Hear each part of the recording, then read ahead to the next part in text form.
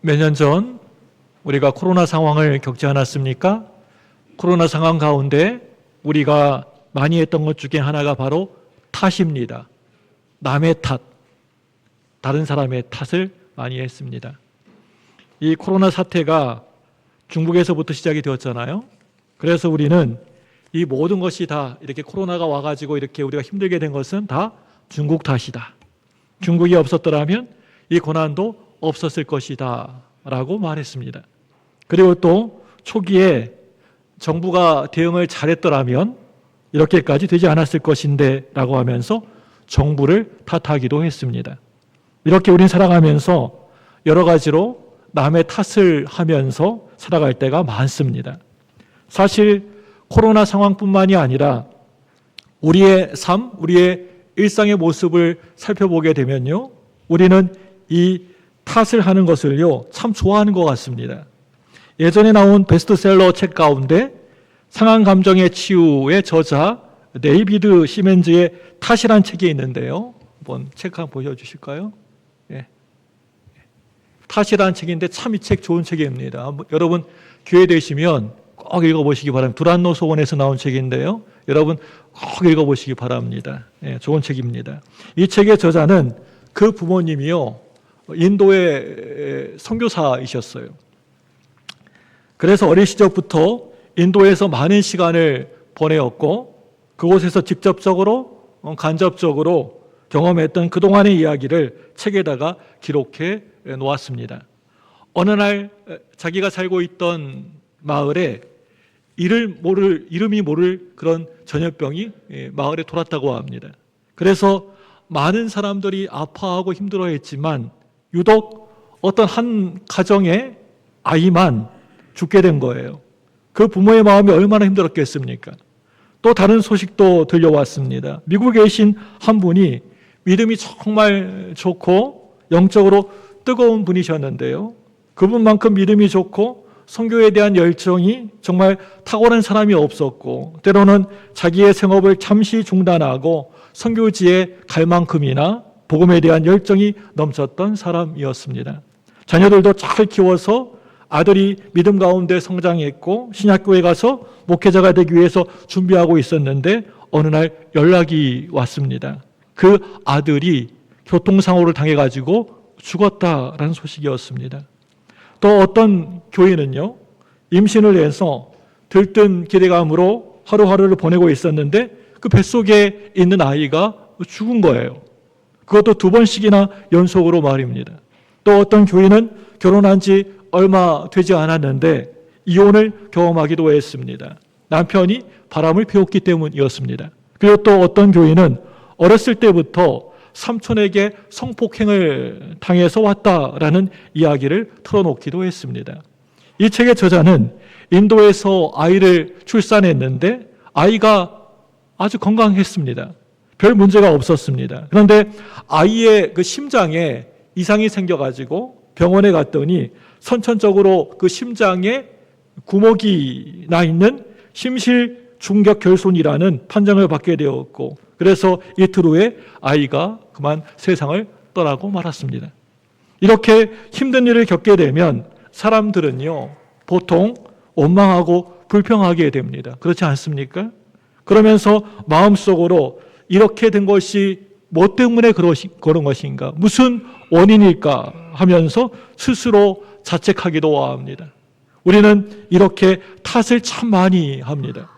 만약에 내가 그때 니느웨로 가지 않았더라면, 그때 이 병원이 아니라 다른 병원으로 갔더라면, 출산 계획을 조금만 늦췄더라면 등등등등 이런 만약에라는 가정법을 참 많이 얘기하면서 상황을 탓하기도 하고 그 탓을 통해서 자꾸만 자기 스스로를 피하려고 할 때가 많다는 겁니다.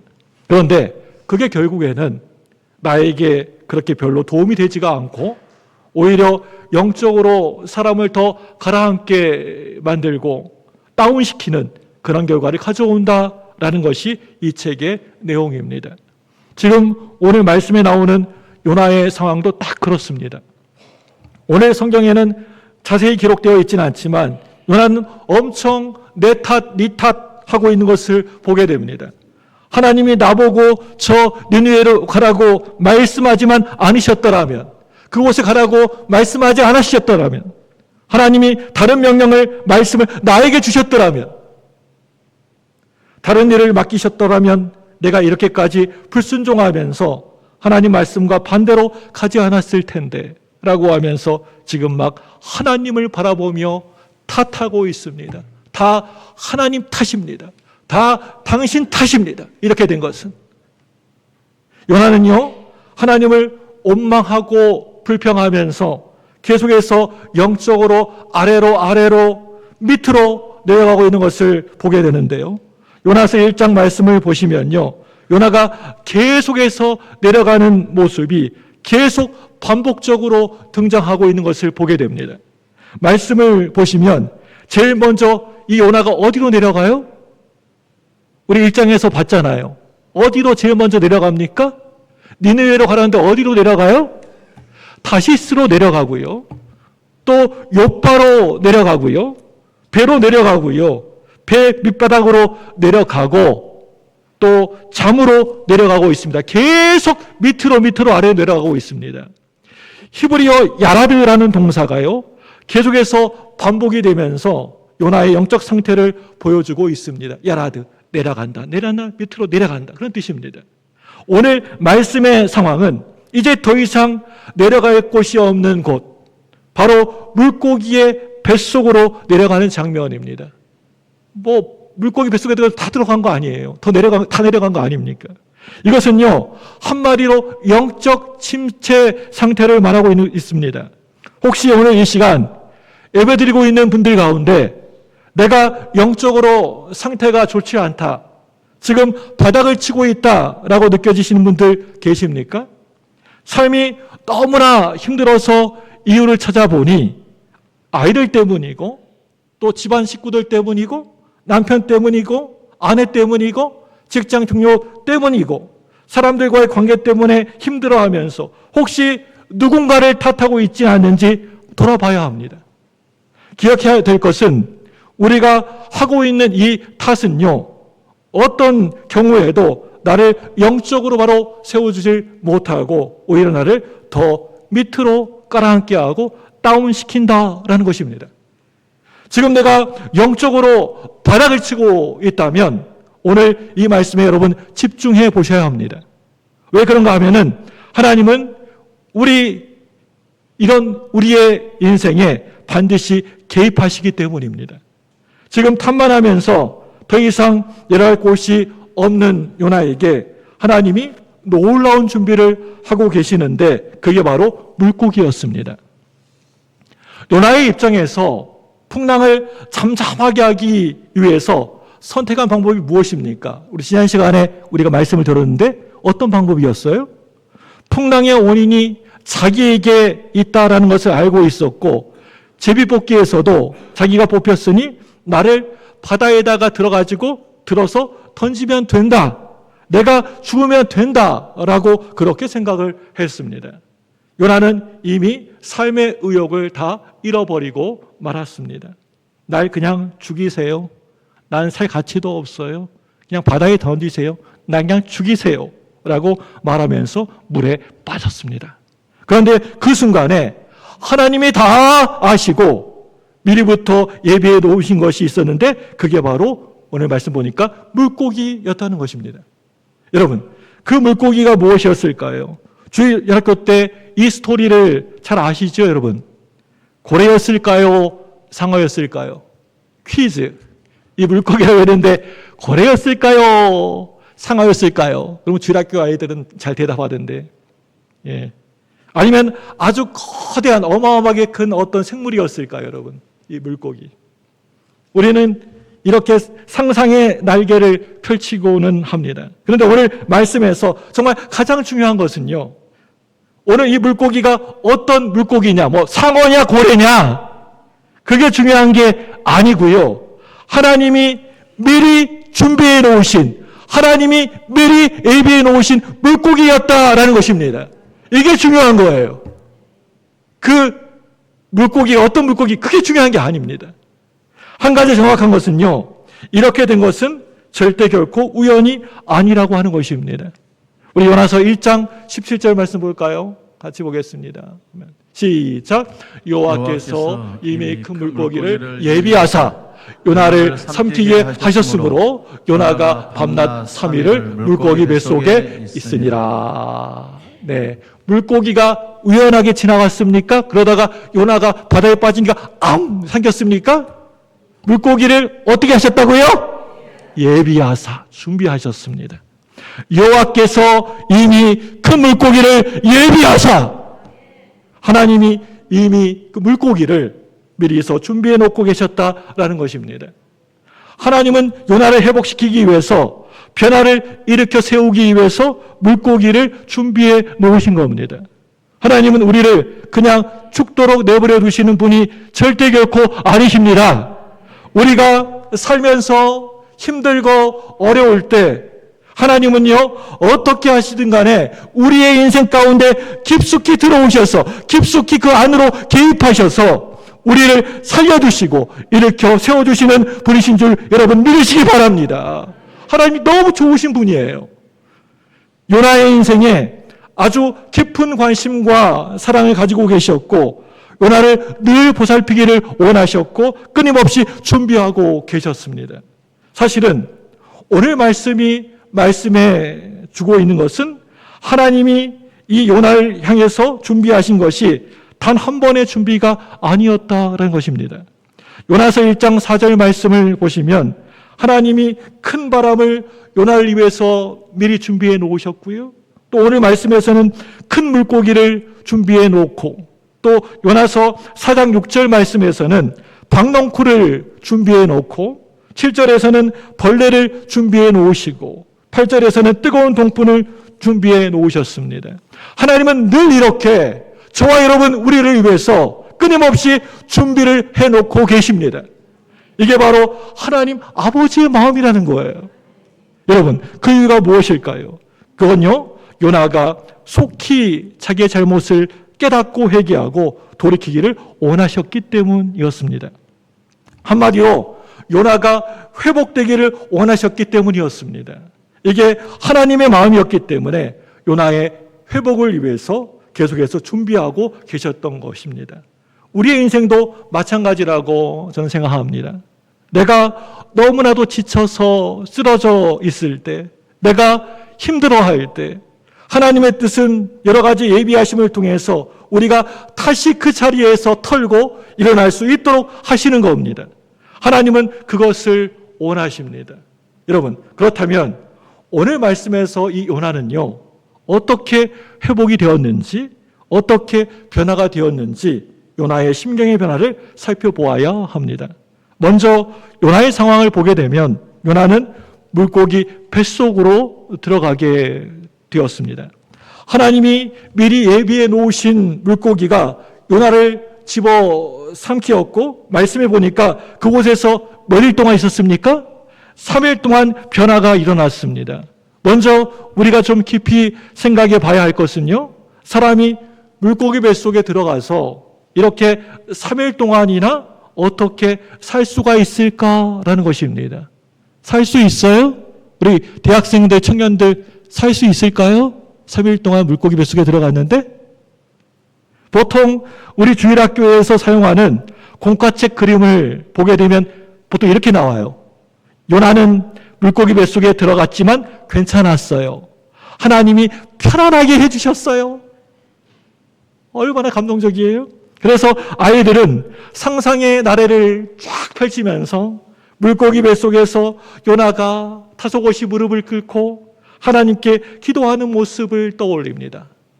어떤 아이는요, 좀 똑똑한 애들이에요. 물고기 뱃속이 좀 더울 것 같은데요? 뜨거울 것 같은데요?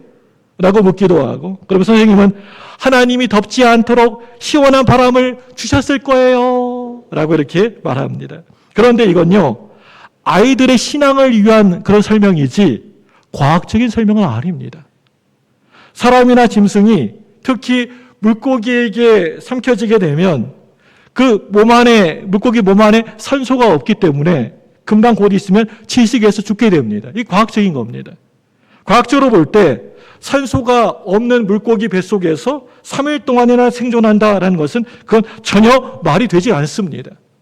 또 한 가지는요, 이미 소화가 되고 있는 물고기 뱃속에서는 메탄가스가 배출되고 유액이 흘러나옵니다. 이런 환경에서는 3일은커녕 잠시도 버티기가 어렵습니다. 그렇다면 물고기에게 삼켜지게 되면 무조건 죽을까요, 여러분? 또 그것은 아닙니다. 또 그것도 아닙니다.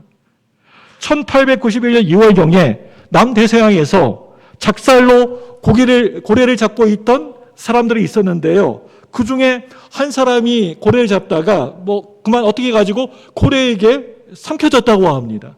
아주 큰 고래였나 봐요. 이 사람의 이름이 제임스 바틀리라는 사람인데요. 고래가 이 사람을 물에다가 빠뜨리고 한 입에 그냥 삼켜버렸습니다. 그런데 그 고래를 잡아가지고 육지로 끌어올렸는데 그 사람은 배를 갈라보니까 그 사람이 살아있는 거예요. 정말 실제로 존재하는 얘기입니다. 한번 찾아보세요. 이렇게 고래와 같은 포유류에게 잡혀 먹어도 살 수가 있는 이유가 한 가지 있습니다. 포유류는 몸 안에요, 공기 저장소라는 게 있어요. 따로 산소를 이렇게 저장해 놓은 그런 기관이 있습니다. 그래서 동물이나 사람이 그 공기 저장소 안에 들어가게 되면 산소가 있어서 며칠 동안은 그래도 생존할 수가 있다는 겁니다. 여러분, 그렇다면 오늘 이 요나가 큰 물고기 뱃속에 있는 공기 저장소 안에 들어가 있었던 건가요? 이것은요, 우리가 알 길이 전혀 없습니다. 성경에 큰 물고기의 공기 저장소 안에 요나가 들어갔다, 이런 말이 없어요. 알 길이 없어요. 정말 중요한 것은요, 하나님이 그 사람을 살리시기를 원하신다면 그 사람이 어디에 있든 간에 살릴 수가 있다라는 것입니다. 이게 중요한 거예요. 중요한 것은요, 요나의 상태가 아주 너무나도 좋지가 않았다라는 것입니다. 극심한 고난이었습니다. 요나서 2장 2절 말씀을 보시면 이렇게 말하고 있습니다. 우리 요나서 2장 2절 함께 볼까요? 시작. 이르되 내가 받는 고난으로 말미암아 여호와께 불러 아뢰었더니 주께서 내게 대답하셨고 내가 수월의 뱃속에 부르짖었더니 주께서 내 음성을 들으셨나이다. 예. 자, 여기 뭐라고 있어요? 내가 받는 고난으로 말미암아. 고난이라고 표현하고 있죠? 지금 요나에게 두 종류의 고난이 찾아왔습니다. 첫째로요, 어떤 고난이냐면요, 물고기 뱃속에서 바다 밑으로 내려가면서 점점 죽어가는 육체적 고난입니다. 도와줄 사람이 아무도 없는 거예요. 뱃속에 누가 있겠습니까? 그렇다고 SOS를 칠 수도 없었습니다. 소리가 아예 밖으로 전달되지가 않습니다. 숨이 탁탁 막혀오고 숨을 쉴 수도 없고 끈적끈적한 위액이 몸을 감싸고 정말 역겨운 냄새가 코를 찌르는 겁니다. 이것은 마치 지옥의 모습과도 같았습니다. 그래서 2절에서 요나는요, 이렇게 고백하고 있는 것을 보게 됩니다. 뭐라고 합니까? 내가 수월의 뱃속에서 부르짖었나이다. 수월은 음부, 지옥을 뜻하는 거예요. 지옥이라는 거예요. 요나는 지금 지옥의 고통을 경험하고 있는 것입니다. 이제 둘째로요, 하나님과 이제 관계가 단절되는 고난입니다. 영적인 고통이죠. 어떻게 보면 요나가 원했던 것이기도 하죠. 하나님으로부터 멀리 멀어지고 싶었습니다. 그런데 막상 영적으로 완전히 단절되니까 그 고통이 너무나도 컸던 것입니다. 우리 요나서 2장 4절 말씀 볼까요? 예. 시작. 내가 말하기를 내가 주의 목전에서 쫓겨날지라도 다시 주의 성전을 바라보겠다 하였나이다. 네. 이 말씀 보시면 뭐라고 하고 있어요? 내가 어디에서요? 주의 목전에서 쫓겨났을지라도 라고 하고 있습니다. 이게 무슨 말입니까? 이 말은 하나님의 면전에서 하나님의 앞에서 내가 쫓겨났다라는 거예요. 영적으로 육적으로 지옥의 고통을 맛보고 있습니다. 이 고통의 순간에, 이 어려움의 순간에 하나님이 개입하시면서 요나의 회복이 시작되어집니다. 여러분, 어떻게 이렇게 회복이 가능했을까요? 첫째로요, 이제 드디어 이 요나가 그동안 어떤 일이 있어도 자기에게 무슨 일이 일어나도 기도하지 않았는데 기도하기 시작했다는 겁니다. 부러지졌다. 기도했다는 거예요. 우리 요나서 2장 1절 말씀 보겠습니다. 시작. 요나가 물고기 뱃속에서 그의 하나님 여호와께 뭐 했어요? 기도했어요. 기도하여. 하나님 여호와께 기도하여. 요나는 지금까지 봐왔지만 그동안 하나님께 기도하지 않았어요. 무슨 일이 있어도 기도하지 않았어요. 오히려 누가 기도했어요? 이방 선원들이 기도했잖아요. 그런데 드디어 기도하고 있습니다. 거의 다 죽게 되니까 살기 위해서 마지막 발버둥을 치고 있는 것입니다. 여러분, 우리도 그렇지 않습니까?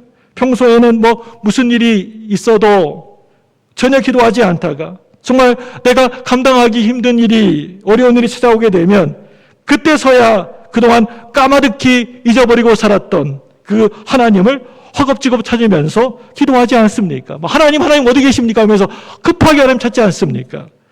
내일 내 자녀가 시험을 본다거나 수능 시험, 대학 수학 능력 시험이 있다고 한다면 종교를 다 막론하고 모두가 다 간절한 마음으로 기도하지 않습니까?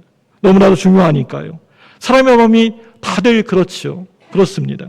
살다가 버티다가 이제 정 안 되면 그때 마지막으로 하나님을 찾습니다. 우리나라의 대표적 재성이라고 할 수 있는 이어령 교수도 그랬습니다. 그 딸이 그렇게 그 아버지를 전도하려고 했지만 그는 하나님을 경험하지 못하고 또 느끼지도 못했습니다.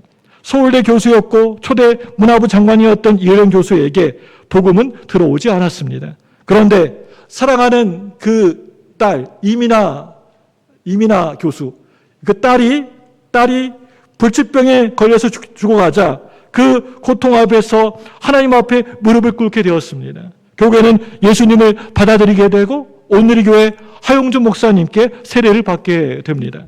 여러분, 그렇습니다. 하나님은 우리의 삶에 어느 때에는 정말 극한의 상황을 허락하실 때가 있으시다는 겁니다. 왜 그렇게 하시는 걸까요? 그것을 통해서 하나님을 찾으라고 하는 것입니다. 요나도 마찬가지였습니다. 거의 다 죽게 되니까 그때서야 마지막에 하나님을 찾고 기도하려고 하는 것입니다. 하나님께 떠났던 요나가 이제 하나님을 찾고 있습니다. 물고기 뱃속에서 점점 죽어가는 그 순간에 하나님께 제발 문 좀 열어달라고 꽝꽝하고 두드리고 있는 것입니다. 여러분, 하나님께 이렇게 부르짖는 그 순간에 요나의 회복이 시작되어집니다. 우리가 영적으로, 신앙적으로 다운되어 있을 때 여러분, 회복의 첫 단추는요, 하나님을 찾고 하나님께 부르짖는 것입니다. 하나님을 열심히 여러분 찾는 것입니다. 하나님께 기도하는 것입니다. 내가 영적으로, 신앙적으로 다운되어서 도저히 일어날 희망이 없을 때 그저 억지로라도 하나님의 이름을 부르고 찾을 때 하나님이 역사하시면 놀라운 회복이 나타나게 되어 있습니다. 요나는요, 다시 회복되어지고 있습니다. 그러면서 하는 말이 내가 사흘 만에 다시 주의 성전을 바라보겠습니다. 라고 그렇게 고백하고 있습니다. 이제 둘째로요, 요나에게 일어난 변화는요, 그동안 전혀 그러지 않았는데 하나님의 말씀이 떠오르기 시작했다라는 것입니다. 뭐가 떠올랐다고요? 하나님 말씀이 기억나고 떠올랐다는 거예요. 요나가 기도하는데 그 기도의 내용을 여러분 자세히 보시게 되면 한 가지 아주 특별한 점이 있습니다. 그건요, 말씀이 동행하고 있다라는 것입니다. 전에는 하나님이 싫어가지고 하나님에게서 벌어졌던 그 요나의 그 입술에서 이젠 하나님의 말씀이 흘러나오고 있다는 것입니다. 2절을 보시면 내가 받은 고난으로 말미암아 여호와께 불러 아뢰었더니 주께서 내게 대답하셨고 라고 하고 있는데 이 말씀은요, 시편 120편 1절을 인용한 말씀입니다. 그리고 3절에 큰 물이 나를 둘렀고 주의 파도와 큰 물결이 내 위에 넘쳤나이다 라고 하는 이 말씀은요, 시편 42편 7절을 인용한 말씀입니다. 물고기 뱃속에서 절망 가운데 하나님 바라보면서 붙들고 기도하고 있는데 그 기도의 내용이 전부 다 무슨 내용이었어요? 하나님의 말씀이었다라는 것입니다. 완전 바뀌었죠. 그 말씀이 요나를 다시 회복시켰던 것입니다. 옛날에 과거에 외웠던 말씀이었겠죠. 한동안 떠오르지 않았던 말씀이었지만 힘든 순간에 하나님을 찾으니까 갑자기 말씀이 떠오르고 그 말씀이 요나의 기도가 되었고 다시 회복의 능력이 되었던 것입니다. 여러분, 하나님 말씀은요, 우리가 살아가면서 힘들고 지치고 어려울 때 우리의 등불이 되어줍니다. 히브리서 4장 12절 말씀 볼까요? 시작. 하나님의 말씀은 살아있고 활력이 있어 날선 어떤 것보다 예리하여 홍과 용과 및 관절과 골수를 찔러 쪼이기까지 하며 또 마음의 생각과 뜻을 판단하나니. 이 말씀이 어떻다고요? 네, 하나님 말씀은 살아있고 활력이 있어 좌우에 어떤 날선 칼 검보다도 예리하다. 하나님 말씀 그렇다는 거예요. 여러분, 그렇습니다. 하나님의 말씀은 능력인 줄로 믿습니다. 우리 안에 깊이 깊이 새겨진 말씀은요, 우리의 영혼을 깨끗하게 하고 변화시키고 새롭게 하고 놀라운 은혜를 줍니다. 영혼의 회복은요, 오직 하나님의 말씀으로만, 말씀을 통해서만 가능합니다. 말씀이 우리 가운데 있을 때 은혜가 넘치게 되는 것입니다. 주일날에 그동안 말씀을 들어도 예배 시간에 졸리기만, 꾸벅꾸벅 졸리기만 하고 들리지 않았던 설교 말씀이 어느 순간에 그 말씀이, 그 예배 시간에 들렸던 그 말씀이 들려지기 시작하는 거예요. 매주일 하나님이 맡기신 말씀이 내게 생명으로 다가오는 거예요. 다른 게 은혜가 아니라 바로 이게 은혜입니다. 교회는 오지만, 자리에 앉아있지만, 주일날 11시에 나와가지고 자리에 앉아있지만, 말씀이 들리지가 않고, 말씀 듣는 시간에 자꾸만 딴 생각만 들고, 그건요, 지금 내게 은혜가 없는 것입니다. 그런데 말씀을 사모하고, 말씀 듣는 시간이 기다려지고, 예배 시간이 기다려지는 사람은요, 은혜 가운데 있는 사람입니다. 말씀을 사모하게 되니까 또 듣고 싶고, 새벽 기도에 새벽 예배에 찾게 됩니다. 혹시 우리 교인 가운데 아직 이제 교회 근처로 이사 오고 싶다. 교회가 좀 멀었는데, 교회 옆으로 근처로 이사 오고 싶다라는 그런 마음이 드시는 분이 계시다면요, 그것은요, 말씀을 사모하는 마음 때문일 거라고 저는 생각합니다. 정말 그런 마음은요, 은혜가 넘친다는 증거이거든요. 지금 요나의 회복은요, 다른 게 아니라 이 말씀을 통한 회복이었다라는 것입니다. 옛날에 과거에 외웠던 그 말씀이 요나의 기도 가운데 자연스럽게 흘러나오고 있습니다. 특별히 우리 교회 주일학교에서 가장 신경을 많이 써야 할 부분은 바로 말씀 암송이라고 저는 생각합니다. 암송했던 그 말씀이 앞으로 우리 아이들의 인생의 위기에서 그들을 건져낼 수 있는 놀라운 능력의 말씀이 될 것입니다. 저 어렸을 때 주일학교 시간에, 주일학교에서 분반 공부 시간에 말씀을 암송했던 것이 지금 제 삶에 정말 많은 도움이 되고 있다는 것을 늘 깊이 느끼고 있습니다. 그래서 단순히 외우는 것처럼 보여지지만 시간이 지나 보니까 그 말씀이 제 마음을 붙잡아 주었고, 또 흔들릴 때마다 기준이 되어 주었고, 어려움 속에서도 다시 일어설 수 있게 되는 힘이 되었던 것이 그 말씀이었습니다. 우리가 성경 공부할 때에도 말씀을 우리 암송하지요. 그런데 많은 분들이 힘들어 하십니다. 제가 성경 공부할 때 꼭 한 구절씩 외우십시오라고 이렇게 시키면 너무너무 힘들어 하시더라고요. 목사님, 아이를 낳은 후에, 출산한 이후부터는 암기력이 엄청 떨어졌어요. 목사님, 50대까지는 그런 대로 잘 외웠는데 60대부터는 잘 외워지지가 않아요. 그냥 바로 보고 바로 잊어버려요. 이런 얘기를 많이 듣게 됩니다. 근데 여러분, 지금 우리가 외우고 있는 이 말씀이 수많은 환난과 풍파 속에서 나를 건져내주는 승리의 하나님의 음성이 된다는 것을 여러분 믿으시기 바랍니다. 지금 요나가 구구절절 인용하고 있는 말씀은요, 시편 120편 1절 말씀입니다. 우리 함께 이 말씀 읽어보겠습니다. 우리 시편 120편 1절입니다. 시작. 내가 환난 중에 여호와께 부르짖었더니 내게 응답하셨도다. 내가 환난 중에 여호와께 부르짖었더니 내게 응답하셨고 내가 수월의 뱃속에서 부르짖었더니 내게 들으셨나이다. 이 고백입니다. 여러분, 이 말씀이 능력이 된다라는 것을 믿으시기 바랍니다. 누나는 이 말씀을 옛날에 과거에 다 외우고 있었는데 지금 고통과 아픔 가운데 가장 먼저 떠올랐던 말씀이 바로 이 말씀이었고 이 말씀이 요나의 회복에 큰 단추가 되었다라는 것입니다.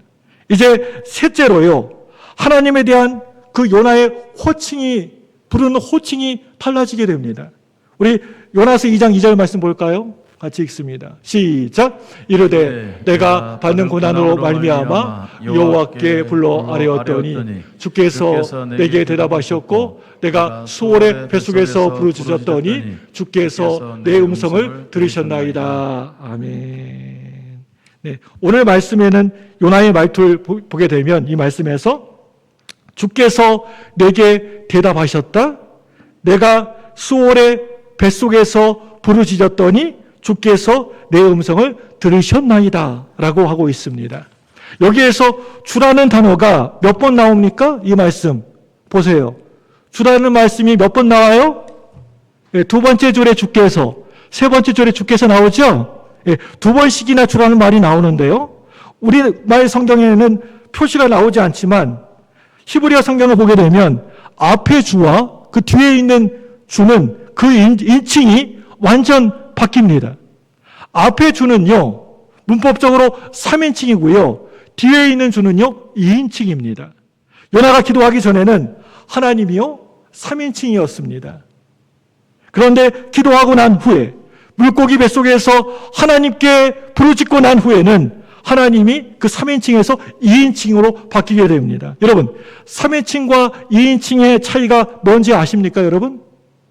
설교 시간에 이런 얘기를 하면 지루할 수도 있겠지만 이건 중요한 부분이니까요. 여러분 잘 들으시기 바랍니다.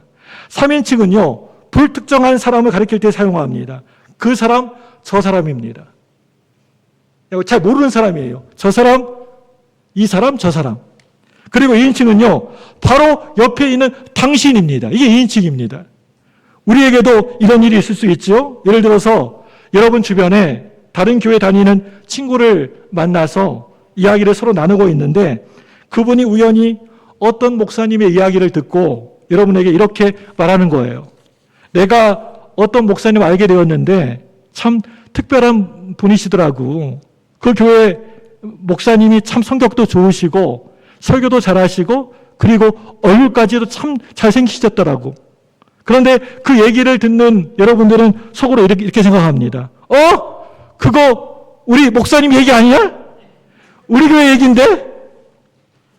비우는 것은 건강에 좋지 않습니다. 네. 이런 일이 실제로 일어나면 너무나도 좋겠지만 지금 예를 들기 위해서 드리는 말씀입니다. 그 친구에게 저는 뭐예요? 몇 인칭이에요? 저는 3인칭이에요. 한 번 만났다거나 제가 쓴 그런 그 책의 글이나 라디오를 통해서 접한 적은 있을지 몰라도 뭐 그렇게 특별한 관계는 아닙니다. 잘 모르는 관계예요. 그런데 여러분들에게 저는 바로 앞에 있는 사람입니다. 한마디로 2인칭입니다. 이것이 이 3인칭과 2인칭의 차이입니다.